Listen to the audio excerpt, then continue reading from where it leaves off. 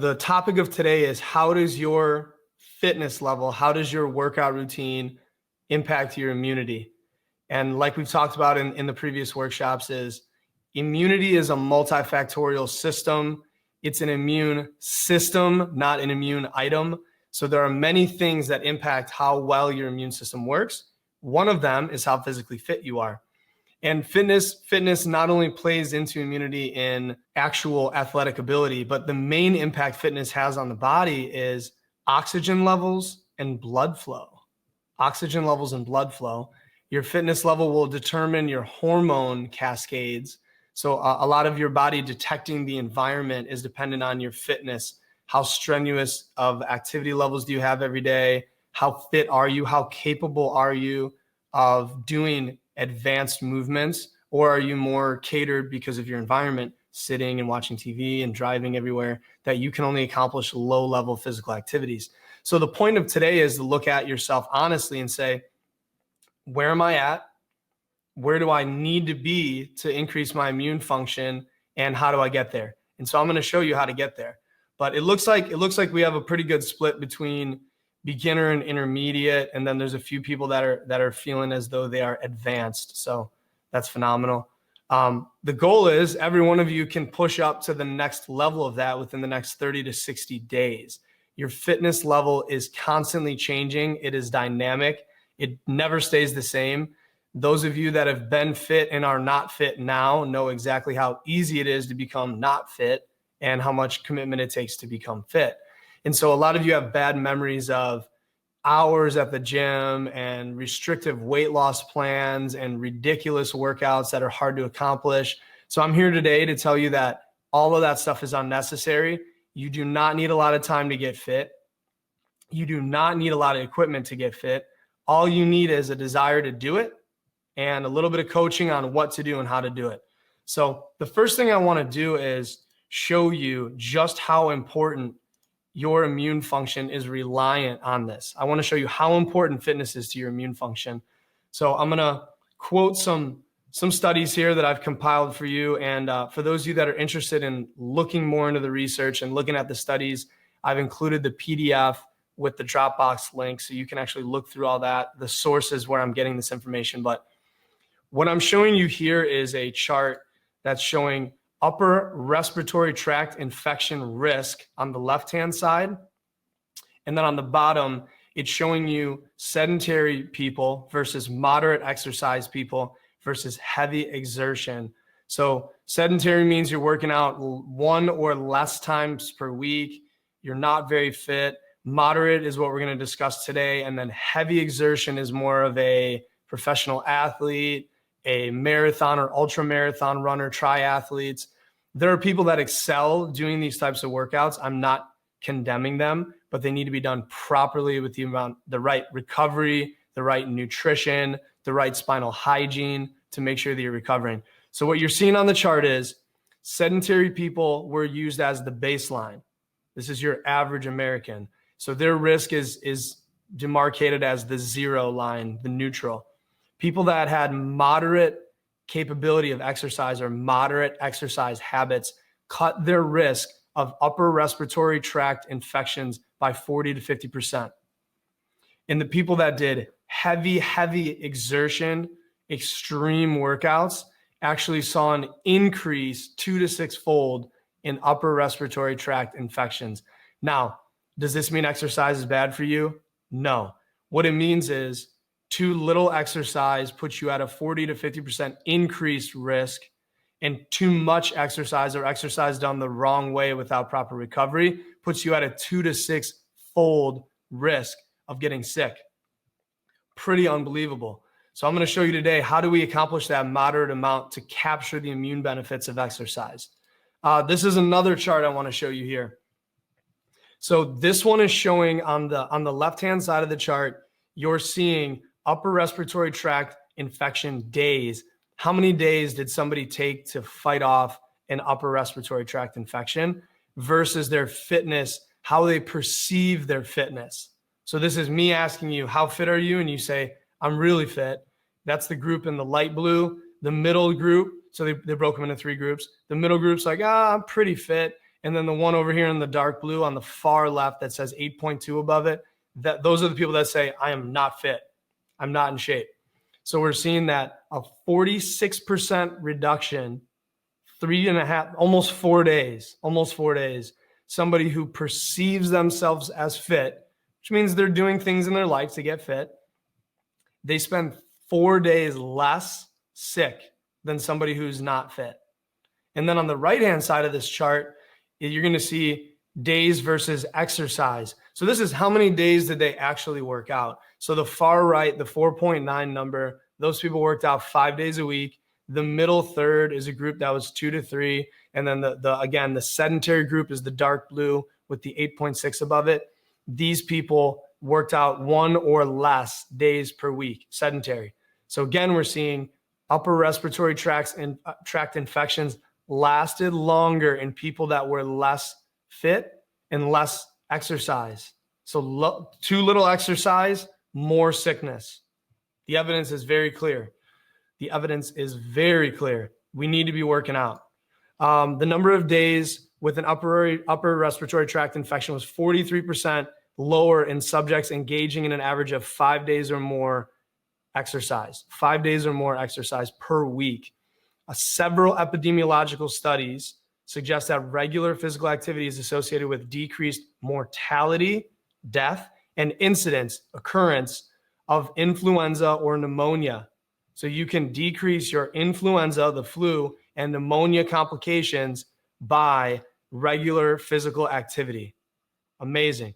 During moderate and vigorous intensity aerobic exercise bouts, less than an hour, so more than an hour becomes extreme, the anti-pathogen activity of tissue macrophages, so these are like little Pac-Mans that go around and kill bacteria, they occur in parallel with enhanced recirculation of immunoglobulins. These are IgG, IgEs, IgM, anti-inflammatory cytokines, neutrophils, natural killer cells, cytotoxic T cells, and immature B cells, all of which play critical roles in immune defense, activity, and metabolic health. I'm going to summarize that in saying moderate and vigorous intensity aerobic exercise increases your immune function and your metabolic health. So decreases diabetes risk, decreases heart disease risk. Acute exercise bouts preferentially mobilize natural killer cells, which help kill cancer cells, and CD8 T lymphocytes, which are really good at killing foreign objects in your blood, and stress hormones, which suppress your immune system. So stress hormones lower your immune system, like we talked about last week. Those pro-inflammatory cytokines, they're all lowered by high levels of short duration, moderate exercise bouts. So the evidence is clear. If you're not working out, you do not have as good of an immune system as somebody who is. If you're overtraining and you don't know how to recover properly, you do not have as good of an immune system as somebody who is. So I just want you guys to understand as we go into this, there is clear evidence that what I'm going to talk about today is going to improve not only your metabolic health, but your immune health. So there's 2 things I have to hit on before we get started going through the workout protocols. I've structured these. The duration is extremely important. Both of these workouts are only 12 minutes long, and that's for a reason. When you work out in a short duration, high intensity burst, it does not create prolonged stress on the body, but it does signal the body to get stronger, faster, and leaner to prepare for the next burst of high intensity exercise. So they have to be this duration for a reason. This isn't random. Now, it just so happens that it's very convenient to work out in 12-minute bursts as opposed to 60 minutes or 2-hour workouts at the gym. And you can't even go to the gym right now. Number 2 is these are all done at home. I set them up so they're done at home. They're done with no equipment. All you need is a chair at your house, and you can accomplish everything on this workout. Number 3 is I've scaled them into a basic, intermediate, and advanced for each exercise. Some of you have knee injuries, shoulder injuries, spine injuries that, obviously that's probably why you know me. But part of understanding how to exercise is where to scale these movements. Some of them you may not need to scale, and others you will based on your personal abilities. And then 90 days from now, you may not have to scale them anymore. as you get stronger and faster and leaner and your body adapts. Too short of a workout is essentially pointless. If you don't raise the exertion level enough, the body's not going to respond. Too long, like I've said a few times now, will drain you of your vital energy. It's an abusive stress to the body, which will require an exponentially longer recovery time. So somebody might run a marathon and they don't feel normal again for weeks. Their feet, their knees, their legs. So this was a 4-hour workout or less or more, and it takes them weeks to recover. So that's not the kind of workout I'm interested in. I'm interested in a 12-minute workout that will take me under 36 hours to recover from. So the next day or the following day, I'm right back at it again. And then these workouts begin to build on one another and you make progress. So the other thing I want to talk about is meal timing. And if you're somebody who's working out now and not getting results, this is probably where you're making your biggest mistakes. You should not be eating a big meal before you work out. Most people know that because when you work out on a full stomach, you feel like garbage. Your muscles begin competing for energy from the body against your digestive system. You want to digest really well and work out really well. You don't want to do both at the same time. So I usually leave at least a 2-hour, ideally 3-hour gap before I work out, between my workout and my meal. So if I'm going to eat at 1 o'clock, I won't work out until 4 o'clock, as an example. The other thing that people mess up all the time is by working out in a high intensity fashion like we're going to do, your body goes and changes its hormones. One of the biggest benefits is growth hormone, and that's why a lot of these immune compounds increase. If you eat a meal, especially a carbohydrate-rich meal right after a workout, you are going to lower growth hormone, the fountain of youth hormone. So you do the workout, you wait an hour before you eat your next meal and capture the growth hormone benefits. This is again referred to as the fountain of youth. This is where our body does healing and growth and repair. So you don't want to waste that by eating a meal right after. So 3-hour gap before you work out, then you work out, and then still wait another hour until after. So ideally, the best time to work out is in the morning because you've been sleeping all night. You have no food in your stomach. You do your workout. You can shower, get ready, go on with your day, do your commute, and then eat your first meal or continue to wait. So this is called a fasted workout. You're working out on an empty stomach. Some of you are going to work out at lunch or dinner time. And those again, you're going to have to just time it out. What I would do if I was working out on a lunchtime is eat your breakfast. Don't eat anything until the workout. So you have that 2 to 3 hour buffer. Then you're going to do your workout. And then an hour later, eat my lunch. And then the same goes with dinner. I don't advise you work out at nighttime because it is a massive stimulus to the body and it's going to decrease sleep quality and therefore recovery from the workout itself. So working out at night is not the best case scenario, but some of you, it's the only option. So you're going to do it anyways. And I would again, work out right when I get home from work or right when I get home from, moving the kids around, work out, then wait an hour and eat my dinner. So that's the best way to meal time. Always be aware of your energy levels. Do not work out if you're exhausted. Do not work out if you're tired or you feel like your immune system is working on something. Remember, a workout is an energy expenditure. The recovery is where you grow and heal. So you do not want to create a stress on the body if it's already stressed. So do not work out without monitoring your energy levels to see how hard you can push that day or if you should be pushing at all. And then the other thing is these short duration workouts have to be done at an 80 to 90% maximum output, meaning you're going to give it 100% effort and push your body to that 80 to 90% maximum output. You should be struggling to finish your last set. You should be feeling a burn in the muscles. You should not be in pain. You should be uncomfortable. But that's how you know you're breathing hard, you're struggling to complete that last set. That's how you know you're doing this right. Now, 80 to 90% maximum output is different for you than it is for me. It's different for her than it is for you. So the point is you have to kind of create a scale for your own body where you can detect, hey, I didn't push hard enough on that workout. Next time I'm going to go a little bit harder, or maybe you might even go a little too hard, be really sore for a couple days and have to miss one of your workouts. And that's how you know you went a little too much. So those are the huge tips on how to implement this. Now, I have the actual exercises planned out here. So we'll start with the first ones. What I've done is I've created a handout that explains all of this. And it's broken down into 2 tables, workout 1, workout 2, and then it's scaled into basic, intermediate, and advanced. So the first workout you're going to see is you're going to be doing the lunges that I'm showing here. And now the way the lunges work is basic is called a standing or a chair lunge like this. And so in this lunge, a chair lunge, you're supporting your hands, lunging forward, dipping down, and then coming back up. Now for any kind of lunge, the knee needs to be over the ankle. The weight should go through your heel, and the pressure and strength come from the outside of the leg and the quad. So the basic is the chair lunge, which I'm showing right here. The intermediate is standing lunges, which you see on your right-hand side. And then the advanced modification for that is a jumping lunge.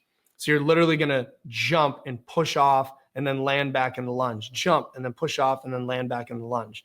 I've created a PDF with all these workouts in it. And I have a link on there to my Tabata timer, which is the timer you use to do these workouts. So the formula is you're working out for 20 seconds. So you're doing your lunges for 20 seconds, fast and hard, as fast as you can with control. Then you're going to rest for 20 seconds. Catch your breath, calm back down, because you're going back in 20 seconds for another round, then a rest, then another round, then a rest. And that 3 rounds completes the lunges. Now you move on to the next exercise. So that's how this is done. When you're doing your lunges, you don't want to save anything. Don't leave any gas in the tank, because this is literally the only lunge you'll do 3 times in a row. And then you're moving on to the next one. The Tabata timer, which I put on the PDF, TabataTimer.com is the one I use. I have it on my phone as well. And you set it for 20-minute work, 20-minute rest, and it'll ask you for a prepare time. I leave that at 0 because that's going to give you a break in between each exercise. You don't want a break. You're going to go right from doing the lunges right into doing push-ups. So the next exercise on workout 1 is push-ups. Again, it's scaled, basic, intermediate, advanced. So a wall or a countertop push-up is the first example here. So you see on the left, I'm leaning on the counter, elbows are in close to my sides, and I'm pushing through. And then on the right-hand side, you see a regular push-up, and then the advanced is called a shoulder tap push-up, where at the top of the push-up, you reach and tap your opposite shoulder, and then go back down into the push-up again. So again, 3 different levels of intensity, 3 different levels of skill. Know your skill levels, know where you're going. Then we go into the single leg raises or the leg raises. So you can see on the upper left, I'm using my hands underneath my sacrum to support my lower spine. The legs bend in a V shape. You're contracting your abdominals. The upper right corner, you're seeing a single leg version where one leg goes up at a time. That's the more basic version. And then the advanced is called a V up. And that's where you lift both the legs and the upper body into a V at the same time and pump like that. So you guys are getting the hang of this. All these images are in the PDF document. So I made this plug and play where you guys can literally just say, Monday, I'm doing workout 1. You go on your Tabata timer on your computer or on your phone, set it up, 6 Tabatas, 20 on working, 20 rest, and then you hit start. And you already know, man, I can't do push-ups yet. I'm going to lean on the counter and do them, or lean on the wall. And then you do your push-ups, 20 on, 20 off, 20 on, 20 off, 20 on, 20 off, boom, on to the next exercise. So this one here is called the commandos. So the point of this commando, this is probably one of the more interesting ones to explain, is you start out on your elbows on the ground like this. You're going to push up to one hand, push up to the other hand, and then you're going to come back down the other side, down the other side. So you're going up, up, down, down, up, down, down, like making a circle. It's a good tricep and chest workout. You can do them from your knees, like I'm doing on the left. You can do them against the wall, which would be the basic, or you can do them with your entire body in the air like a plank. I mean, you could really even modify that more by lifting one leg at a time opposite and stabilizing your core. I mean, you can make this as challenging as you want. The next exercise in workout 1 is side lunges. So you'll see here, there's a side lunge. You step to the outside, activate the glutes, activate the outside of your leg, keep your knee over the ankle, and stick your butt out. And that's a side lunge. The basic would be, and if you need support from a chair, you hold your hands on the chair and support yourself while you're doing it. But you would just sink into that side lunge, sink into that side lunge. The other advanced version is side jumps. So you're literally jumping side to side. So this is all workout one. And then we have down here is our ab bikes. A lot of people have done this one before where you're alternating knee up, knee up, knee up. Now, the advanced version is the head and the shoulders come off the ground and the elbow goes to meet the knee like I'm showing here. The more moderate, the intermediate version would be leave your head and back and shoulders on the ground and just work the knees like that, bringing the knees up. And then the basic version would be lay flat on the ground, head and shoulders on the ground, and you're bringing one knee up at a time. Boom, put it back down. One knee up on the other side. Boom, put it back down, contracting the abdominals. So that's workout one. Workout two is now you're doing squats. So chair squats are the most, I recommend you start with chair squats if you're not good at doing squats and you don't understand squat form. Your knees need to be at a 90-degree angle and your knees need to go right above your ankles and should not go in front of your shoelaces. Your legs need to be out. The strength and weight needs to be in your butt, and you stick your butt out like you can see in this picture right over here on the right-hand side. The butt goes back, the chest stays proud, the knees stay over the ankles, and that's what you're looking for. That's a good squat. You're pushing through the heels, you're pushing through your glutes, you're pushing through your thighs. So again, a chair squat means you sit in the chair, you stand up. You sit in the chair, you stand up. An air squat, there's no chair there. You're sinking your butt down a little bit past 90 at a minimum, and then you're coming back up. And then the advanced is a jump squat. So at the top of the squat, you jump into the air, lift the feet off the ground, and then land back down on the feet. The next one is dips. So you can see here I'm using the chair, using my triceps, that your knuckles are facing towards your body, and then you go from that bent. I mean, I could have even gone lower in this picture. You want to go ideally down to 90 degrees and then push up till the arms are straight, and then down, and then up, and then down, and then up. And that's a dip. The dips can be done on the countertop, which I'm showing here. And that's a nice modification to make it a little bit easier for somebody or somebody that has shoulder problems. You don't want to be in pain. You want that discomfort. These are mountain climbers. So I'm showing a basic on the left-hand side there where you're bringing the knee up, using the counter for support. On the other side, on the right, is a mountain climber. The knee is crossing. The advanced means you're swinging the knees really fast, touching the toes barely at all in between. You're almost like running, air running. It's a mountain climber. Then we're doing toe taps. So I just want to say, don't jump on your ottoman, super dangerous. This needs to be done either outside or you can do it on a set of stairs is the best. And you can have the railing there as a support. So you're not going to go flying, but stairs are the best for this. I'm just showing the ottoman. So advanced would be a jump. You're jumping up, down, up, down. Moderate would be you're standing there and you're 1 foot alternating, kicking up the toes to touch the ottoman. And then the basic would be you're standing, you lift a leg to touch, put it back down, lift a leg to touch, put it back down. So that's the modifications on the toe touches. These are the hummingbirds. So on the right-hand side, you're seeing the basic, which is bringing the arms back and making the circles like this. Intermediate, you're bent forward, scrubbing the shoulder blades back against your spine, keeping the glutes tight, strength through the legs. And then advanced, you're going to hold that bent over position and send the arms up overhead, squeezing your back, and then bring them back down. It's really going to burn out your back muscles, which is phenomenal. Again, you're going to be breathing hard during these workouts. And then I have over here is the Russian twists. So on the left-hand side, you're seeing the advanced where my feet are in the air. On the right-hand side, you're seeing the intermediate where the feet are on the ground. And then the basic version would be doing it in a chair. You could grab something out of the fridge, a gallon, some water, and you could use that as a little bit of weight if you do have weights at home as well. So those are the outlines for the workouts. And again, the link over there is going to give you access to the PDF. And these are plug and play. So you open up the PDF, find a time during your day, ideally in the morning. You set your Tabata timer up and you get to work. And those of you with kids, you should be doing this with your kids. Those of you with a spouse, grab your spouse. You should be doing it together. put on some music, and this will literally take you 12 minutes. There is nobody on this that does not have 12 minutes to work out.